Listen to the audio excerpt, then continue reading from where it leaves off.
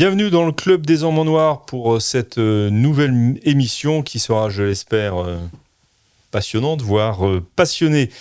Je salue tout de suite nos derniers abonnés, dont Odile, Jean-Richard, Dodd, Aldravor, Philippe, sans oublier également Michel et David, qui nous ont apporté leur soutien actif au Club des Hommes en Noir en nous rejoignant sur YouTube à travers l'offre de soutien à 14,99 €. C'est Michel et David pourront assister à l'enregistrement du Club des Hommes en Noir. C'est une possibilité qu'on leur offre et ils recevront également l'homme nouveau tous les 15 jours. Alors pour faire comme eux, pour prendre, soit vous rejoignez, vous cliquez sur notre chaîne YouTube sur le bouton rejoindre, pas abonner, enfin abonner, il faut y être abonné, et ça c'est gratuit. Et pour nous soutenir, vous avez soit l'offre à 4,99 €, soit à 14,99 €. Je vois Jeanne Smith qui me regarde d'un air étrange, se disant mais qu'est-ce qu'il nous raconte, surtout les 99 centimes. Oui, c'est toujours très calculé ces choses-là. Une dernière annonce aussi avant de vous présenter mes invités de ce jour. Il n'y aura pas de Club des Hommes en Noir le vendredi saint, vendredi prochain, ni le vendredi de Pâques. C'est la trêve pascale pour le Club des Hommes en Noir. Nous nous retrouverons donc pour une nouvelle émission, le 12 avril prochain. J'ai la très grande joie aujourd'hui d'accueillir l'abbé Hervé Benoît. Bonjour Philippe, bonjour à nos clubistes. Merci de votre présence. À vos côtés, l'abbé Grégoire Cellier. Bonjour Monsieur Maxence et bonjour à tous les clubistes. J'ai quand même la joie d'accueillir aussi. Quelle erreur. Oui, quelle erreur, n'est-ce pas?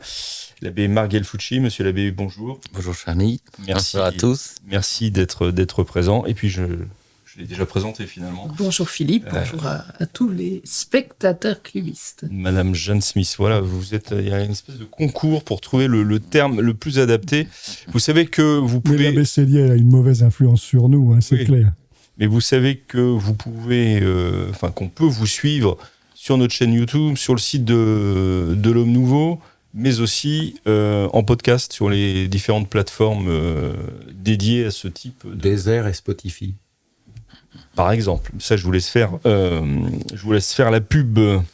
Alors le thème de cette émission, c'est la laïcité, puisqu'il y a 20 ans, en mars 2004, le 15 mars 2004 très exactement, avait été promulguée la loi interdisant le port de signes religieux ostensibles ou ostentatoires à l'école.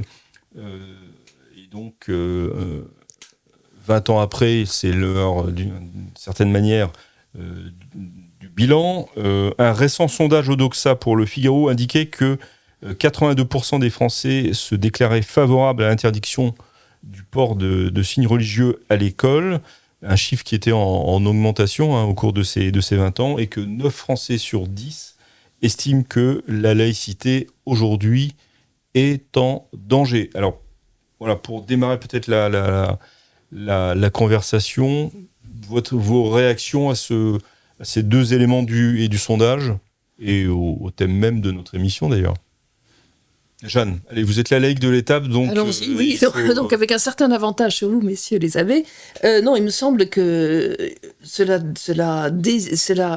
révèle deux choses. D'une part, le fait que les Français, hélas, sont de moins en moins religieux, et donc ils se reconnaissent dans la laïcité tout à fait parfaitement, dans le sens que la pratique s'est effondrée, qu'il s'agisse des chrétiens ou des autres, et ils sont, d'une part, ils n'ont pas cette idée de ce qu'est la religion, ils n'ont pas été catéchisés pour comprendre qu'il y a une royauté sociale du Christ. Ça fait quand même belle lurette, une 50aine d'années, voire plus, qu'on ne leur en parle pas ou qu'on leur dit carrément que c'est mauvais. Alors pour ceux qui restent, qui gardent la culture catholique, qui reste celle de ce pays. Et puis, il y a la montée de l'islam, et je pense que pour beaucoup, c'est vraiment la réaction face à ça. Et donc, je pense qu'il y a une cohérence dans cette évolution, même entre 2004 et 2024, il y a eu une montée non seulement de l'islam, mais des attentats, etc. Et on a, je pense, véritablement le sentiment que c'est un rempart. Alors, est-ce que c'est un bon rempart ? C'est la question. On va en discuter, mais de fait, le sondage Odoxa indique que c'est vis-à-vis de l'islam que 76% en que les effet. Français se montrent inquiets par rapport au respect de la laïcité. Le respect de la laïcité, ça vous semble une question, Monsieur l'abbé Benoît, importante. Vous êtes, je le rappelle, vous êtes prêtre dans la campagne française. Est-ce que c'est une question qui agite entre guillemets, nos campagnes? Chers amis, vous êtes en train de regarder le Club des Hommes en Noir. Je me permets juste de vous dire que saint Ambroise disait que nous ne serons pas jugés sur ce que nous aurons donné, mais sur ce que nous aurons gardé. Vous nous regardez? Eh bien, ne gardez pas pour vous tout cela. Donnez-vous. Allez maintenant dans la description de la vidéo pour effectuer votre don. Un grand merci.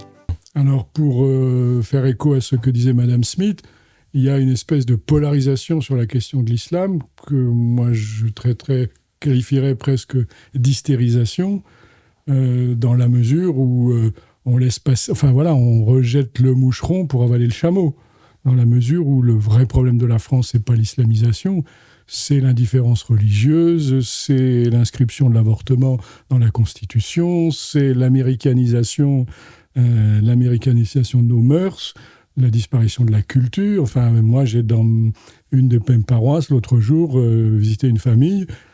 Dans le jardin de cette famille, il y a un drapeau américain. Et à l'intérieur, toute la culture, la sous-culture, voire l'infraculture anglo-saxonne américaine véhiculée par les médias qui est présente. Ça, c'est la vraie question. Pour vous, ça, c'est le danger plus que la présence de l'islam.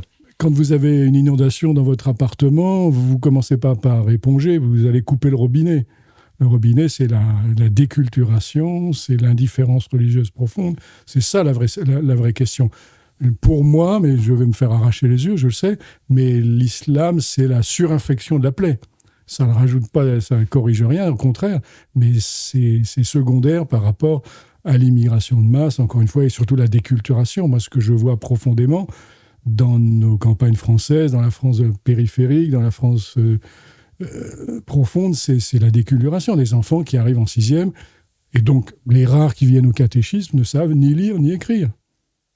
Oui, donc le travail catéchétique là, doit être particulièrement difficile. On va trouver d'autres choses. On a quelques pistes, mais le vrai problème profond, c'est celui-là. Donc là, ça évacue tout à fait notre problème de laïcité, pour le coup, parce que la laïcité ne peut rien faire. Là aussi, c'est une espèce... Oui, là, dans nos campagnes, on s'entend bien avec nos maires, avec nos conseillers généraux pour réparer les églises, etc., avec le peu d'argent qu'ils ont. Pour moi, c'est pas le problème le plus urgent, évidemment. Et il y a il y a beaucoup de non-dits derrière ces sondages. Bien sûr. Et puis la question complotiste de savoir pourquoi on agite cette question de l'islam et pas le reste, quoi. Mais ça, c'est très complotiste. Vous auto-qualifiez, on est bien d'accord. Oui, j'assume totalement. Ce que vous voulez dire. J'assume totalement. N'accusez pas les autres d'être complotistes, vous vous accusez. Absolument. Vous révélez vous-même comme complotiste. C'est pas bien ça. Monsieur l'abbé Cellier, vous êtes complotiste, vous? J'essaye de ne pas l'être, mais on est toujours tenté. Mais non, mais je crois que le père Benoît a raison. Ça camoufle l'islam, et derrière l'islam, parce que l'islam, c'est pas des millions de Français qui sont en train de se convertir à l'islam, hein. C'est une immigration de masse venant de pays islamiques qui est en train de non contrôler, incontrôler, c'est-à-dire que on ne dit pas, nous préférons avoir des gens venant de pays chrétiens qui s'intégreront plus. C'est ça qui est derrière cela. On dit laïcité, vous diriez il faut foutre les islamistes dehors, on aurait 90% dans ce sens-là. Faut être clair. Donc je dirais on a un problème qui est lié effectivement à l'islam par rapport à ce sondage, à l'islam et à une immigration qui apporte... Vous voulez dire que là, le sondage sur la laïcité... C'est un cache-sexe du refus de l'islam et de l'immigration qui est derrière. Hein. Par ailleurs, effectivement, la question, c'est que nous laissons envahir parce que nous ne croyons plus en ce que nous sommes. Notre identité, notre histoire est balayée, oubliée, etc. Alors, on ouvre grand les portes et on va vers des sociétés multiraciales, multiethniques, multireligieuses qui existent dans le monde et qui sont des sociétés dans lesquelles il y a beaucoup de difficultés. Hein, ces pays qui sont effectivement multi-ethniques et multi-religieux sont des pays qui souffrent d'essayer de trouver une certaine harmonie, et on est en train d'aller vers ça. Je termine le tour de... Je voulais juste dire que ces sociétés sont multiviolentes, voilà. Elles sont multi-ethniques, et là, vous visez peut-être, mais vous visez notamment les États-Unis d'Amérique. Ah bah, par exemple, c'est un exemple type. Oui, mais l'Inde. Vous voyez, le Brésil. Ouais. Voilà. Très bien. Monsieur Labbé, on ne va quand même pas vous oublier dans ce tour de fait. Votre réaction sur ce sondage Odoxa, sur le fait que la laïcité est là comme une réponse à au problème de l'islam en France. Voilà, mais toute question sur ces matières, sur la laïcité, sur ce que les gens souhaitent pour leur vie de tous les jours, pose la question de l'atmosphère générale de la vie d'un peuple, d'une société. Et fondamentalement, la question de la laïcité dans l'histoire de l'Église et dans l'histoire des relations de l'Église avec les chefs des peuples, les chefs des tribus, les chefs des royaumes, les chefs des républiques, c'est de savoir quelles sont les règles du vivre ensemble, comme on dit, les règles les plus justes pour vivre en paix. Et donc l'Église catholique, elle, a toujours considéré qu'elle était la vraie religion et que donc elle pouvait revendiquer de la part de l'État une reconnaissance, parce qu'il est bon qu'un peuple connaisse la vraie religion. Et donc tout est faussé sur le principe de la laïcité et sur le laïcisme d'ailleurs républicain français, qui va se battre contre le séparatisme et qui va de plus en plus anti-religieux plus qu'anti-islam, c'est de savoir quels sont... y a-t-il une révélation ou y a-t-il une loi naturelle? Et quelle serait la religion la plus proche de la loi naturelle qui nous permet de nous épanouir et de vivre ensemble paisiblement? D'ailleurs, je vous donnerai un seul exemple pour terminer mon premier avis, c'est la polygamie. C'est un reste de chrétienté, du fait que le Christ arrête la polygamie mosaïque et demande la monogamie, qui fait qu'en France et dans d'autres pays de culture chrétienne, la polygamie est interdite. Elle est encore interdite. On est en train de faire les choses pour que... Voilà, mais c'est pas une question seulement de culture, c'est une question de révélation, de parole de Dieu. Sur la religion. Enracinée sur la religion. Sur la religion, oui. Oui. Alors, vous avez... Aussi, il y a Onan, pardon, Benoît, oui. Philippe, mais il me semble aussi qu'il y a aussi un énorme problème, en particulier en France, c'est sur la définition même du mot laïcité. Au fond, tout à fait. À ce mot à la bouche. De quoi parle-t-on? Mais de quoi parle-t-on? Absolument. Il y a effectivement parmi les spécialistes et parmi les politiques, il y a deux axes sur la laïcité. Il y a une laïcité d'expulsion de la religion, et une laïcité de la religion n'étant pas à certains endroits et pouvant s'exprimer librement dans d'autres endroits, par exemple dans la rue, etc. Et donc c'est un combat qui date, qui est antérieur à 1905, qui a été au cœur de la discussion de 1905 et qui se poursuit aujourd'hui. Si vous voulez, il y avait un certain nombre de députés qui voulaient interdire la soutane, interdire les processions, etc. Le projet Briand a dit non. Donc le projet Briand qui est abouti à la loi de 1905 a dit non. Il va y avoir la séparation entre la République et les religions, mais la religion peut s'exprimer dans l'espace public. Justement, est-ce que finalement la présence quand même assez importante de musulmans en France qui ne cachent pas leur appartenance à cette religion, ne fait pas ressortir les contradictions même de la laïcité telle qu'elle a été votée en 1905, cette incapacité à exactement régler le problème d'une religion qui est autre et qui n'est pas capable visiblement de s'insérer dans la culture française, européenne, de souche chrétienne.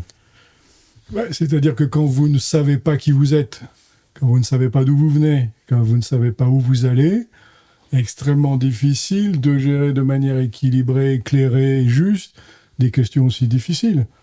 Si on me permet de prendre un exemple un peu polémique et également très dans l'actualité, la gestion de l'islam en Russie est d'une autre nature. On va encore avoir des... Non, mais je ne porte aucun jugement ni positif ni négatif, mais on voit une société qui veut se rechristianiser, qui retrouve un certain nombre de valeurs et qui n'a pas, vis-à-vis de son islam à lui, qui est très prégnant, je crois qu'il y a 15% de musulmans en Russie, qui n'a pas cette position hystérique et qui sait gérer parce que on a le sentiment, peut-être que je me trompe, on a quand même un certain sentiment que les gens qui dirigent ce pays savent, enfin en tout cas ils savent où ils veulent aller et ils savent mieux qui ils sont.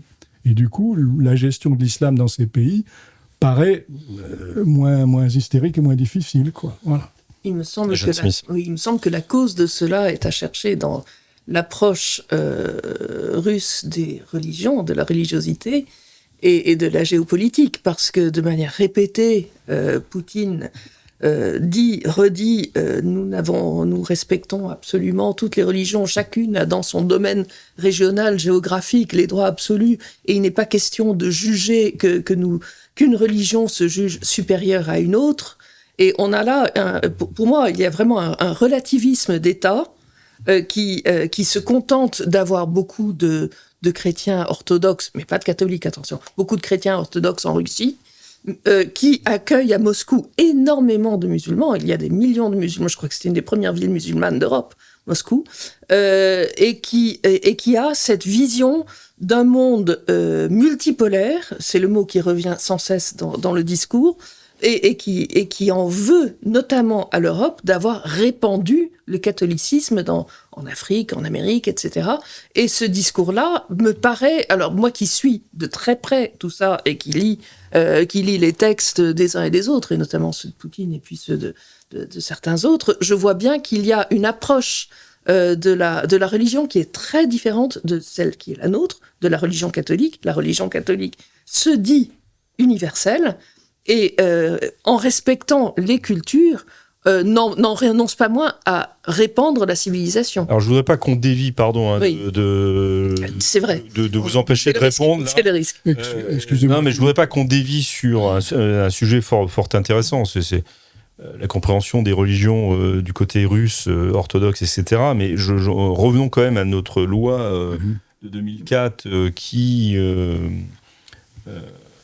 interdit donc les signes religieux ostentatoires à l'école ou ostensibles. Oui. Le sens, c'est le relativisme est le même. C'est ça que je voulais dire. Oui, non, mais d'accord. Mais est-ce que là, on peut vous entendre un peu sur cette. Est-ce que c'est une loi qui était nécessaire? Oui, monsieur l'abbé, est-ce que c'était une loi qui était nécessaire ou qui en fait est encore un scandale en elle-même? Chers amis, vous êtes de plus en plus nombreux à regarder les vidéos du Club des Hommes en Noir, et cela nous touche énormément.